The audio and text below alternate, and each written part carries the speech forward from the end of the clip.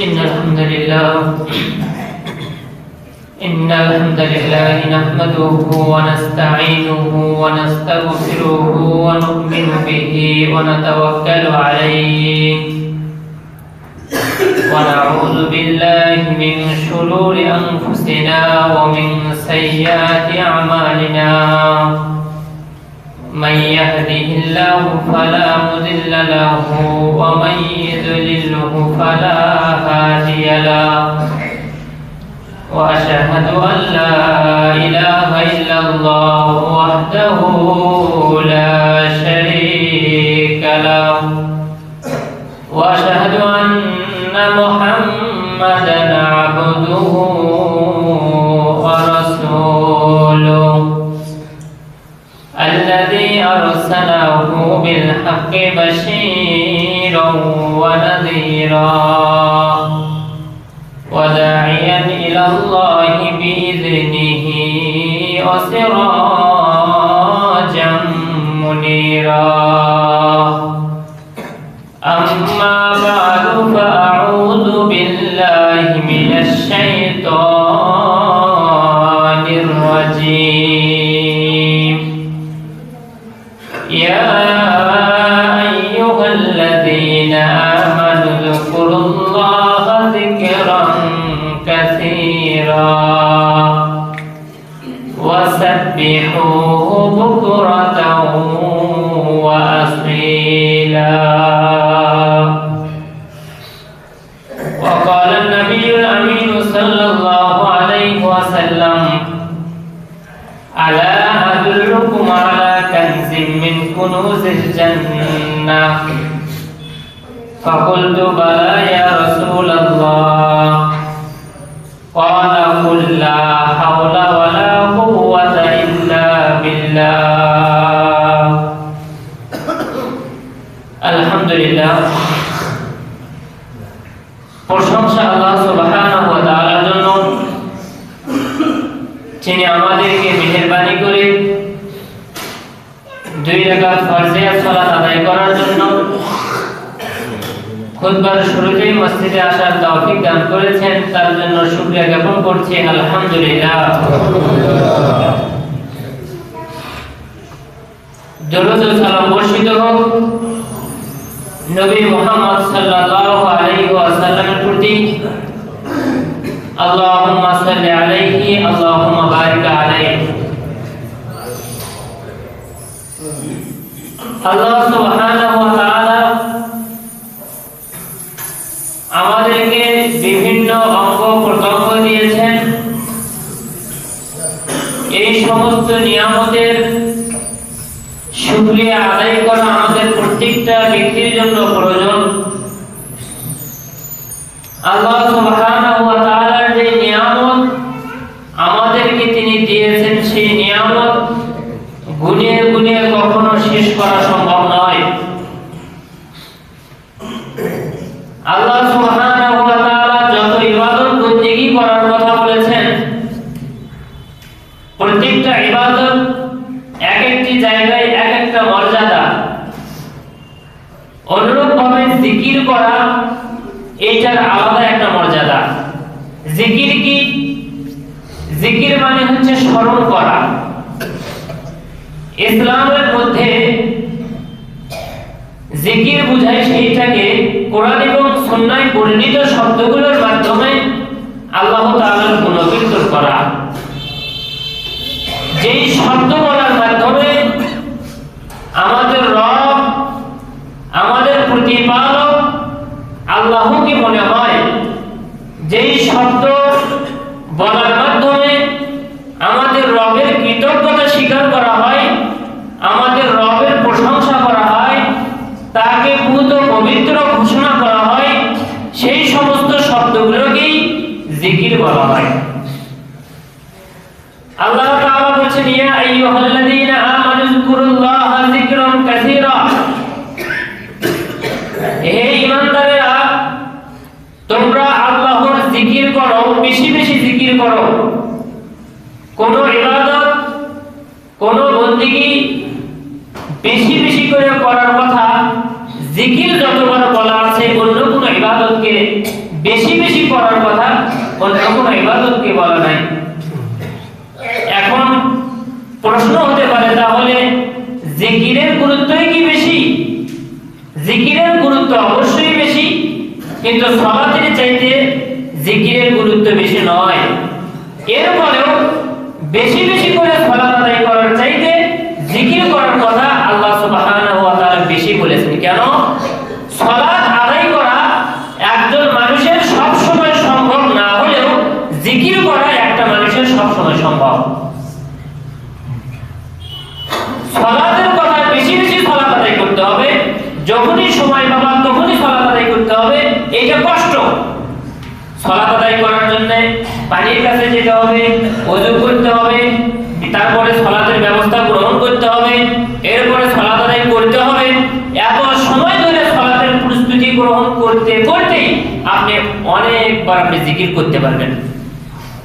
সালাতের গুরুত্ব অবশ্যই বেশি, তবে সালাতের চাইতে জিকিরের কথা বেশি। এই জন্য বলা আছে আল্লাহর নৈকট্য পাওয়ার জন্য জিকির সব সময় করা যায়, যেই জিকির ছাড়া অন্য কোনো ইবাদত সব সময় করা যায় না। আল্লাহ তাআলা বলেন ওয়াসাবিহুহু বুকরাতাও ওয়া আসীলা, সকাল সন্ধ্যায় আল্লাহর জিকির করো। এই কথা মানে আপনি এইটা বুঝেন না যে সকালে একবার আপনি আল্লাহর জিকির করবেন, আবার সন্ধ্যায় একবার আপনি আল্লাহর জিকির করবেন, বিষয়টা কিন্তু তা নয়। আপনি যেমন কাউকে যদি বলেন, কি ব্যাপার আব্দুল সিদ্দিক, আব্দুল কুদ্দুস, তুমি কোথায় থাকো? দিন রাত আমি তোমাকে খুঁজতেছি। দিন রাত তোমাকে খুঁজতেছি মানে কি? সব সময় আমি তোমাকে খুঁজতেছি, তোমার ধরা পাচ্ছি না, সকাল সন্ধ্যা তোমাকে খুঁজে পাওয়া যায় না। তার মানে সব সময় আমি তোমাকে খুঁজতেছি কিন্তু তোমার দেখা নাই। আল্লাহ বলতেছেন সকাল সন্ধ্যায় জিকির করো, মানে অল টাইম জিকির করো। এর মানে এই নয় সকালে 10 বার তাসবিহ পাঠ করলেন, আবার সন্ধ্যার সময় 10 বার তাসবিহ পাঠ করলেন, আপনার কাজ শেষ। অবশ্যই যে ব্যক্তি একেবারেই জিকির আদায় করে না, তার জন্য সকাল এবং সন্ধ্যা পাঠ করা তো দোষের কিছু নয়। কিন্তু আল্লাহ তাআলার উদ্দেশ্য সব সময় যখন তুমি সময় পাবা তখনই তুমি আল্লাহর জিকির করবে।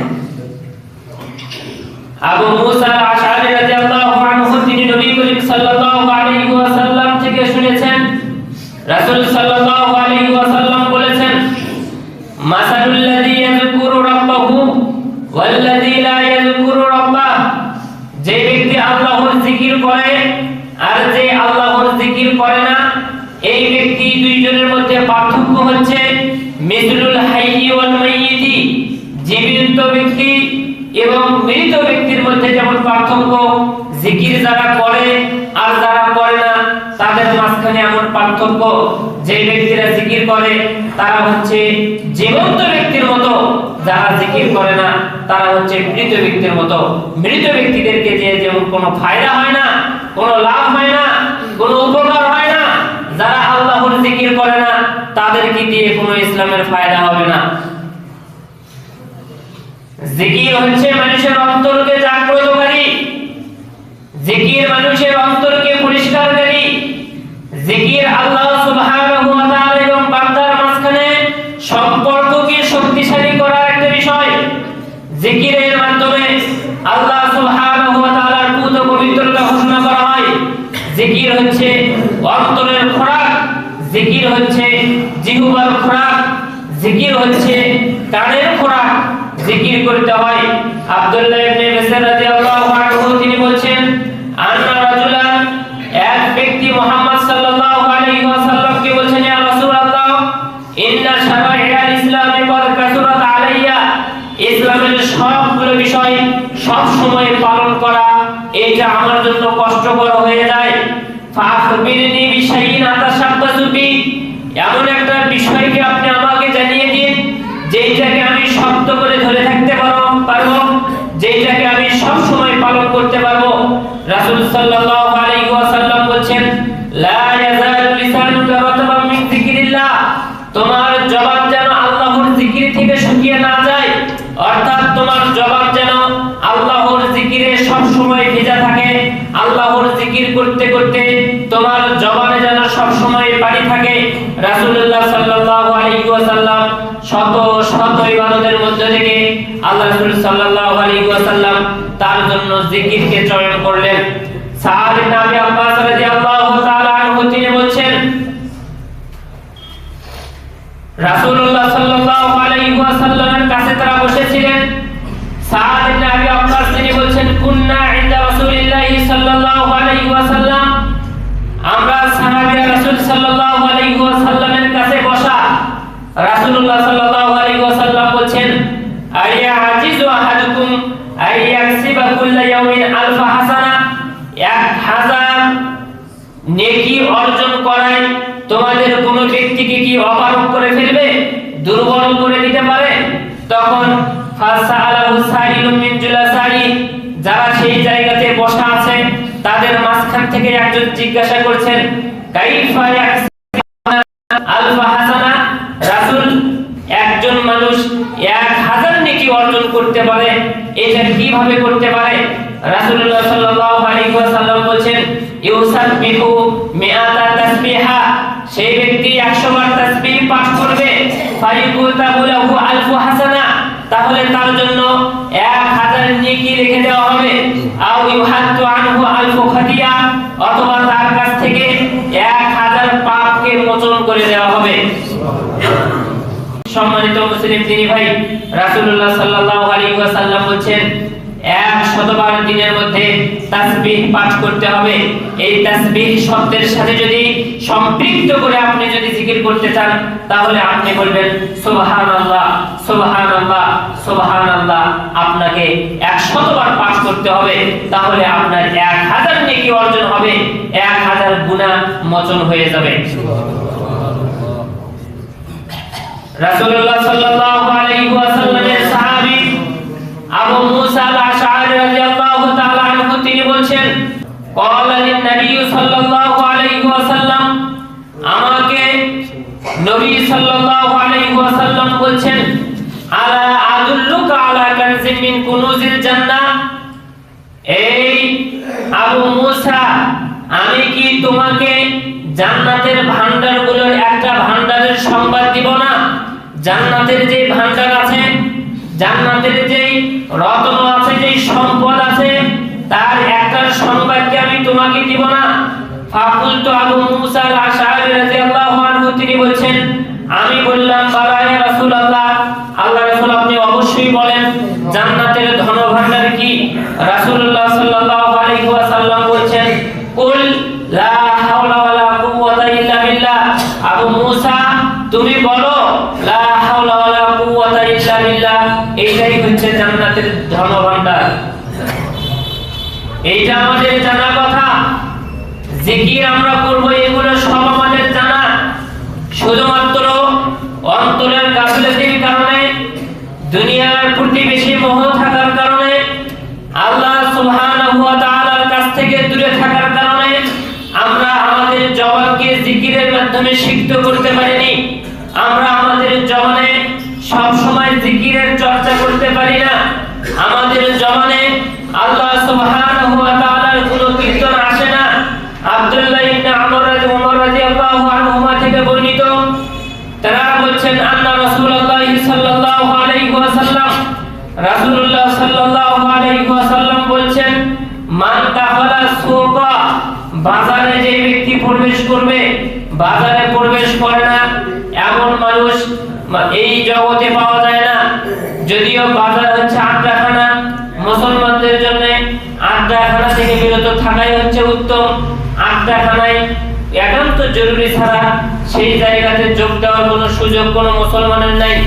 কিন্তু তারপরেও এই নিকৃষ্ট জায়গায় যদি কোনো মানুষ যেতে চায়, রাসূলুল্লাহ সাল্লাল্লাহু আলাইহি ওয়াসাল্লাম বলেন যদি সেই ব্যক্তি বাজারে প্রবেশ করতে চায়, ফাকালা এরপরে সময় বলে লা ইলাহা ইল্লাল্লাহু ওয়াহদাহু লা শারীকা লা, লাহুল মুলকু ওয়া লাহুল হামদু ইহয়ি ওয়া ইউমীতু ওয়া হুয়া হাইয়্যুন লা ইয়ামুতু বিয়াদিহিল খায়র ওয়া হুয়া আলা কুল্লি শাইইন কাদির।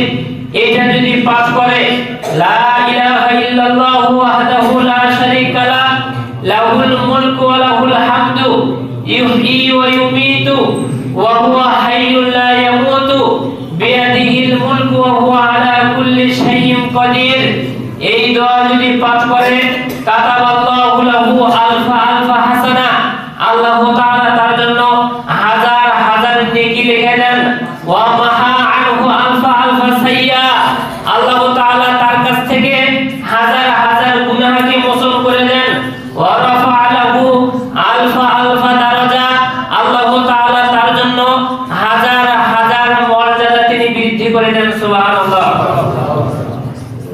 সবচাইতে নিকৃষ্ট জায়গায় যাওয়ার সময় এই দোয়া পাঠ করলে হাজার হাজার তার মর্যাদা বেড়ে যাবে, হাজার হাজার তার নেকি হবে, হাজার হাজার তার অপরাধ ক্ষমা হয়ে যাবে। এই কথা নবী করিম সাল্লাল্লাহু আলাইহি ওয়াসাল্লাম বলেছেন। একই হাদিসের পরে ইবনে মাজাহতে বিবরণ আছে ওয়া বানা লাহু বাইতান ফিল জান্নাহ সেই ব্যক্তির জন্য জান্নাতের মধ্যে আল্লাহ তাআলা একটা ঘর নির্মাণ করে দেন সুবহানাল্লাহ। সম্মানিত মুসলিম দিনী ভাই, এখন প্রশ্ন হতে পারে বাজারে যে আমি যাব, বাজার আমি ঘুরবো কোথা থেকে, বাজার শুরু হবে কোথা থেকে? এই ক্ষেত্রে আপনার জন্য কাজ হচ্ছে যে জায়গাতে বাজারের কোনো সাইনবোর্ড ঝুলানো আছে সেই জায়গা থেকে আপনি বাজার মনে করে ঢুকে যাবেন, দোয়া করে ঢুকে যাবেন। যদি কোনো সাইনবোর্ড না থাকে তাহলে আপনার ইচ্ছা মতো একটা জায়গাকে আপনি ধরে নেবেন, এখান থেকে বাজার শুরু হলো, ওই জায়গাতে আপনি বাম পা দিয়ে ঢুকবেন এবং দোয়া পাঠ করবেন। যেই দোয়া বলা হলো নিকৃষ্ট জায়গাতে যাবেন, সবচাইতে মর্যাদাবান জিনিস পাবেন যদি ইসলামকে ফলো করে আপনি চলতে পারেন। আমাদের জানা কথা, দুনিয়া হচ্ছে মালউনা, দুনিয়া হচ্ছে অভিশপ্ত। দুনিয়ার মধ্যে যা কিছু আছে সবকিছু অভিশপ্ত, শুধুমাত্র আল্লাহর জিকির, এখানে আল্লাহর কালাম, এর মধ্যে আলেম যারা, ছাত্র যারা, দ্বীনের সাথে যারা যুক্ত আছে তারাই শুধু অভিশপ্ত নয়, এছাড়া যা কিছু আছে সবকিছুই অভিশপ্ত। কোন মানুষ যদি অফুরন্ত নিয়ামতের জায়গা জান্নাত পেতে চায় তাহলে অবশ্যই তাকে এই নিকৃষ্ট এই দুনিয়াতে তাকে আসতে হবে। যেই জায়গার কোনো মূল্য নাই, যেই জায়গাকে ইসলাম একেবারে তুচ্ছ হিসেবে বিবরণ দিয়েছেন, সেই জায়গাতে যদি আমরা ইসলামকে ফলো করে ঢুকতে পারি, সেই জায়গাতে যদি আমরা ইসলামকে মান্য করতে পারি, তাহলে আমরা অফুরন্ত নিয়ামত আল্লাহ সুবহানাহু ওয়া তাআলার জান্নাত পেয়ে যাব ইনশাআল্লাহ। সম্মানিত মুসলিম দিনী ভাই, সূরা হাশরের প্রথম নম্বর আয়াতে আল্লাহ তাআলা বলেন সাব্বাহা লিল্লাহি মা ফিস সামাওয়াতি ওয়া মা ফিল আরদ। সাব্বাহা লিল্লাহ, আল্লাহর জন্য গুণকীর্তন করে, মা ফিস সামাওয়াতি ওয়া মা ফিল আরদ, আসমান এবং জমিনের মধ্যে যা কিছু আছে সবাই আল্লাহ তাআলার জন্য তাসবিহ পাঠ করে। তাসবিহ হচ্ছে জিকির করা, তাসবিহ হচ্ছে আল্লাহ তাআলাকে পুত ও পবিত্র ঘোষণা করা, তাসবিহ হচ্ছে আল্লাহ তাআলার বড়ত্ব ঘোষণা করা, তাসবিহ হচ্ছে আল্লাহ তাআলার কৃতজ্ঞতা স্বীকার করা। পৃথিবীতে এমন কোন ইবাদত নাই যে ইবাদতের বিবরণ আল্লাহ সুবহানাহু ওয়া তাআলা পৃথিবীর সবাই করে, এমন কোন বিবরণ অন্য কোন ইবাদতের কথা আল্লাহ তাআলা বলেননি। পৃথিবীতে যা কিছু আছে, গাছপালা, পাখি, পশু, কাফের, মুশরিক সবাই সালাত আদায় করে, এই কথা আল্লাহ সুবহানাহু ওয়া তাআলা বলেননি। সবাই হজ করে, এই কথা আল্লাহ তাআলা বলেননি। সবাই সিয়াম রাখে, এই কথা আল্লাহ তাআলা বলেননি। আল্লাহ তাআলা যেটা বলেছেন পশু পাখি তারাও আল্লাহর জিকির করে, গাছগাছালি তারাও আল্লাহর জিকির করে, গর্তের পিপীলিকা তারাও আল্লাহর জিকির করে। পৃথিবীতে যা কিছু আছে সবকিছুই আল্লাহ সুবহানাহু ওয়া তাআলার জিকির করে।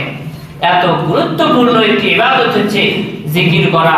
সম্মানিত মুসলিম দিনী ভাই, এই জন্য আমরা আমাদের জবানকে সব সময় আল্লাহর জিকিরে সিক্ত রাখি। সব সময় আমরা আল্লাহ সুবহানাহু ওয়া তাআলার জন্য নিজেদের জবানকে অন্যায় কাজ থেকে, মিথ্যা কথা থেকে, ফাহিশা কথা থেকে, অশ্লীল কথা থেকে আমাদের জবানকে হেফাজতে রেখে আমরা আল্লাহ সুবহানাহু ওয়া তাআলার গুণকীর্তন যেন করতে পারি। আল্লাহ তুমি আমাদেরকে তৌফিক দান করো, আল্লাহুম্মা আমিন। সম্মানিত মুসলিম দিনী ভাই, আল্লাহ সুবহানাহু ওয়া তাআলার নিয়ামতের কথা আপনি কখনো ভুলে যাবেন না। একবার শুধু আপনি যদি মনকে শান্ত করে আল্লাহ সুবহানাহু ওয়া তাআলার দিকে ফিরে গিয়ে যদি আপনি শুধু চিন্তা করেন, এই যে জবান আল্লাহ তাআলা আপনাকে দিয়েছেন, এই যে জবান আল্লাহ তাআলা আমাকে দিয়েছেন, আল্লাহ তাআলা কি এমন নিয়ামত দিলেন, কি নিয়ামত দিলেন। এই জবানের মাধ্যমে মানুষ ঠোঁট খোলার সাথে সাথেই তার আওয়াজ আমরা শুনতে পারি। আবার এই দুই ঠোঁট থাকার পরেও অনেকের আওয়াজ আমরা শুনতে পাই না।